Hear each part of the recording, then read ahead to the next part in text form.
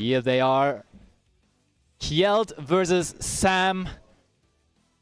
And look at that. Well, that looks clean to me. I hope you guys appreciate the work we put in there on that end.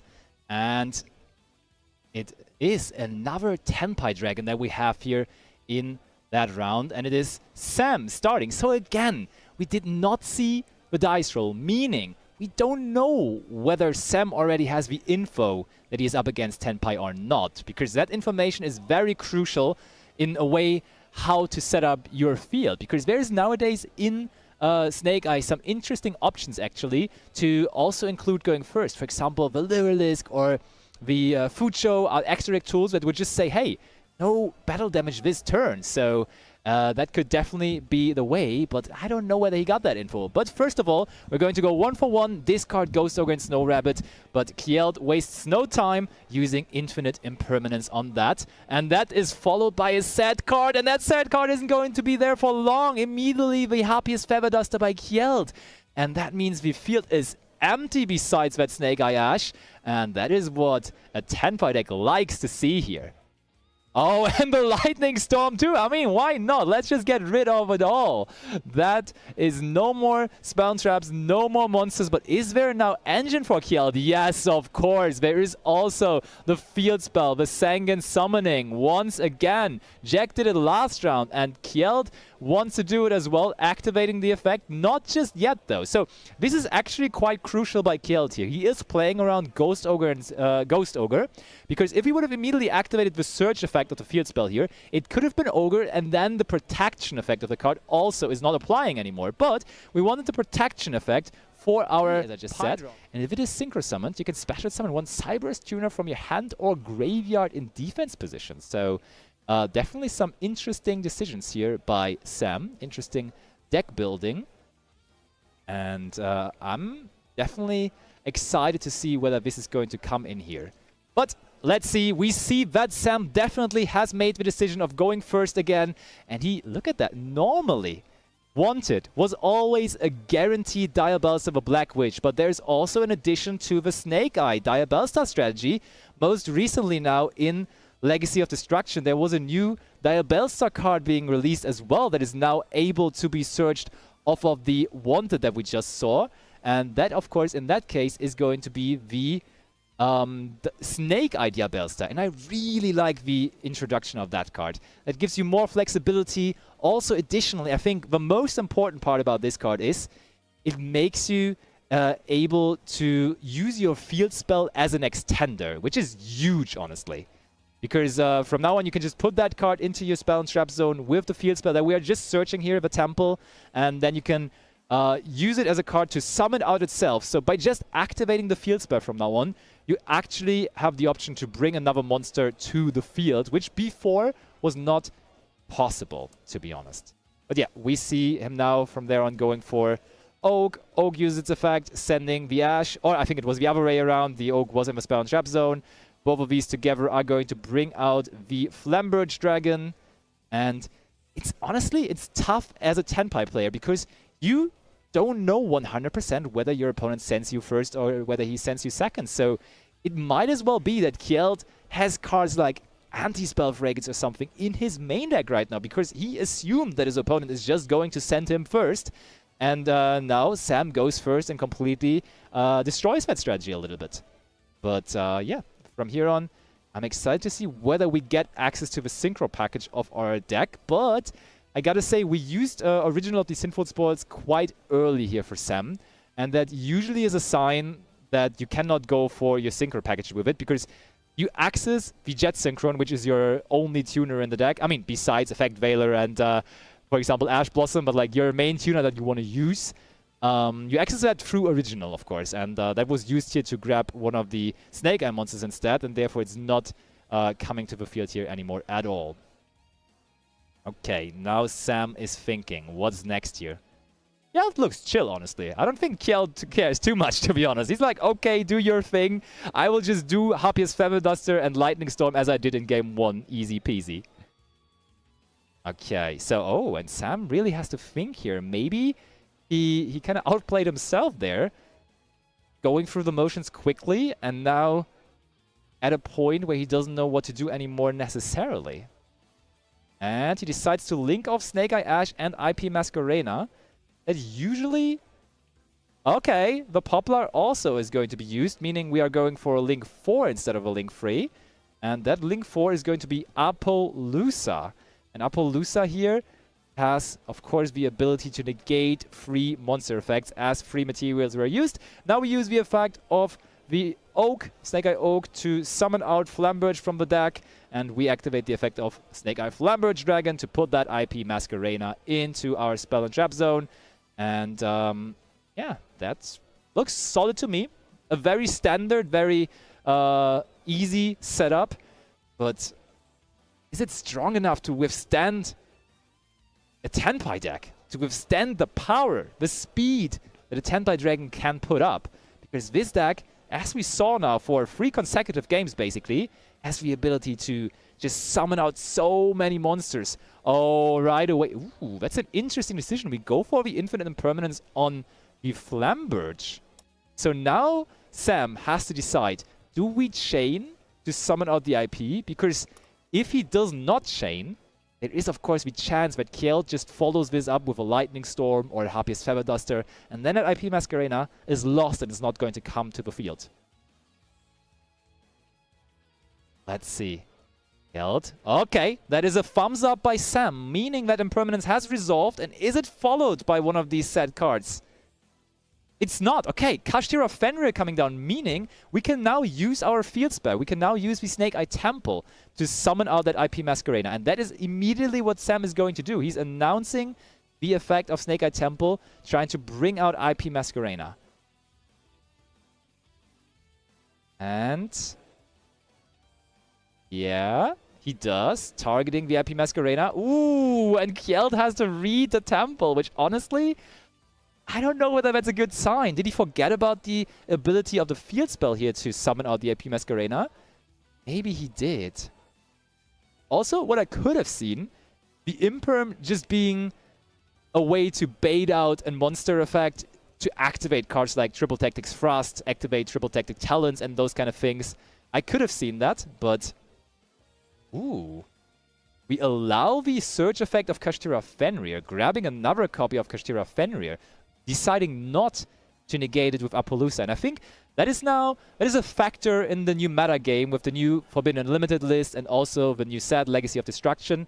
Linkuriboh is not in the meta game anymore, and therefore protecting your Appaloosa becomes a lot tougher, because usually you could just go, yeah, battle phase, use the effect of Linkuriboh in the graveyard, bring back the Linkuriboh, use the effect and make the monster 0 attack on the opponent's side of the field, and therefore not able to run over the Appaloosa anymore. But now you have to kinda think about when to go for the Appaloosa negate.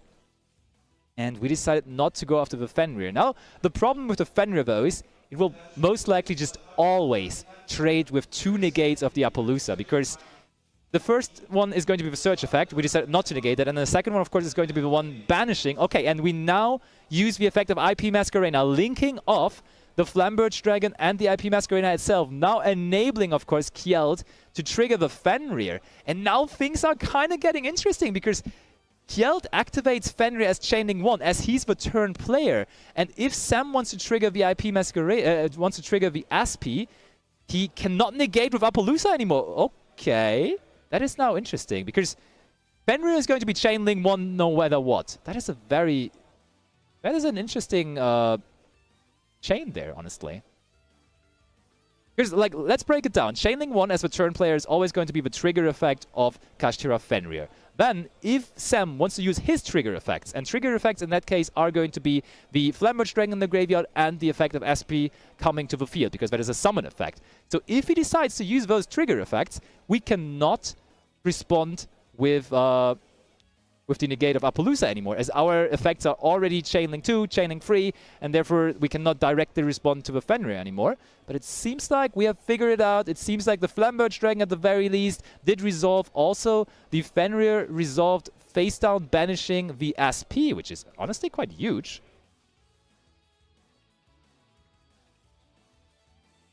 And, okay, we also resolved the effects of Oak and Ash, grabbing some more cards to our hand.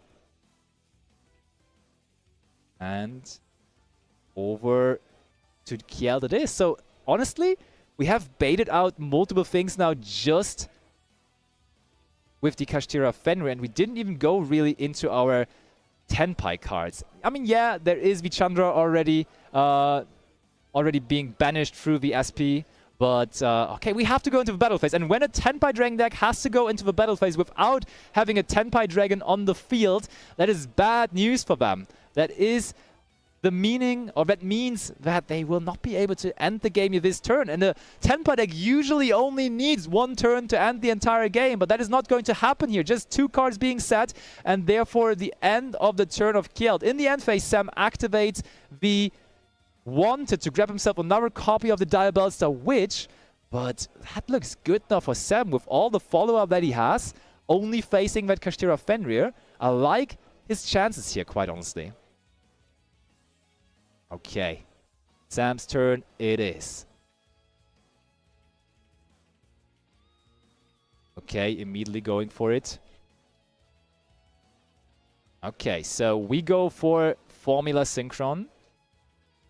We do go... Okay, yeah, so first of all, we have to resolve the effect of Formula Synchron, and then on the resolution, we can activate the effect of Kashtira Fenrir. Doing so, and I think we just banished Oak, which is a crucial resource for the Snake Eye deck, honestly, so... Let's see whether that is going to become a problem at some point.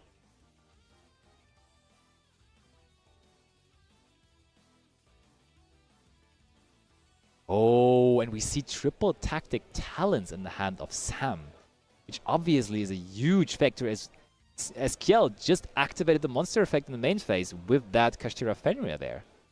So Sam, with all the options ahead of him.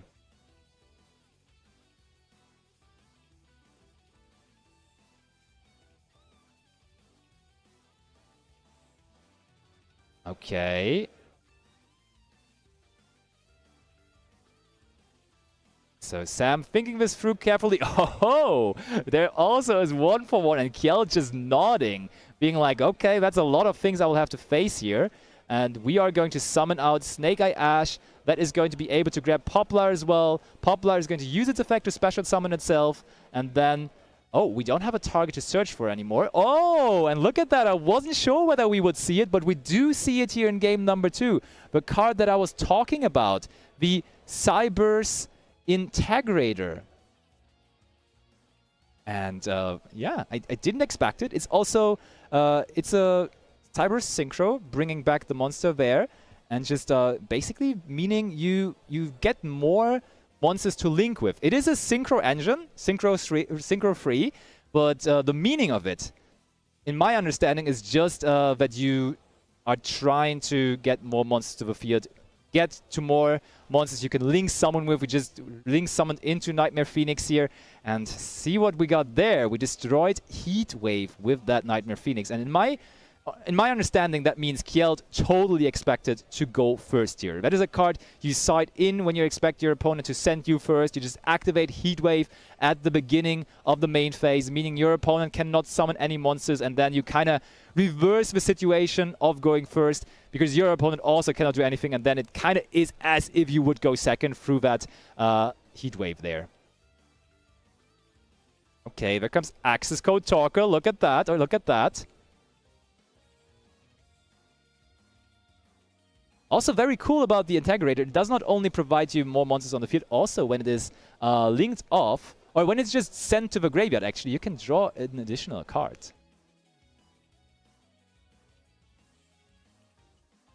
Also, yeah, definitely a good catch by chat.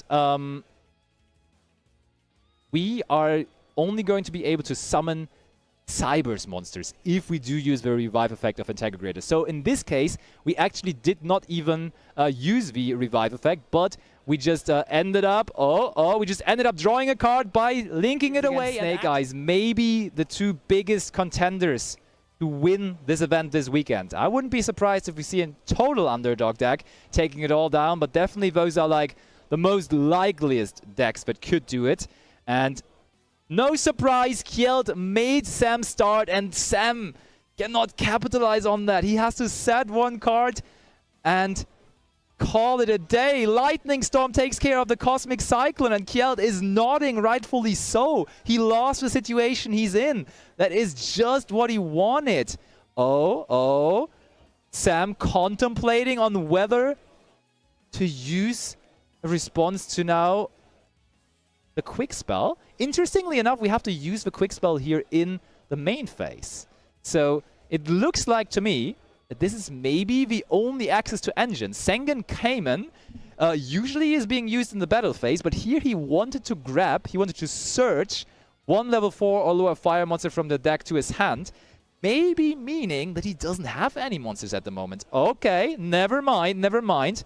Normal summon still incoming. There already was a monster in his hand that he could summon. There already was a Tenpai Dragon Fadra. The thing with Fadra, though, is Fadra isn't really the one you want, because Fadra only makes you summon one dragon from the graveyard. So actually that Ash Blossom and Joy Spring coming in huge here, meaning Kjeld cannot extend from there on. And his turn is completely stopped in his tracks. But does Sam find a way to play here? He last turn just set a card and did nothing besides that. So is there going to be a way for him now to do something? Did he pick up a card that is playable? Does he have a way to keep things going here? Oh, he's not looking too happy about his hand still. But that is the normal summon of Snake Eye Poplar, at least. That is a way to play. And yes, if I'm Kjeld, I'm always also using that Forbidden Chalice on that Poplar. Sam wasn't playing last turn, so if we use Chalice on that Poplar, he's probably very unlikely to still play this turn. So let's see. Anything else? Does Sam have a way to pull this off? I mean, on the plus side, now that Poplar got boosted by the Forbidden Chalice, it's still, I don't think, big enough to run over the Fadra, though. So Fadra is going to stay. Sam is going to pass. It's again the turn of Kjeld. And does Kjeld have a way to do more than just that this turn? Ooh. What's that? That is good.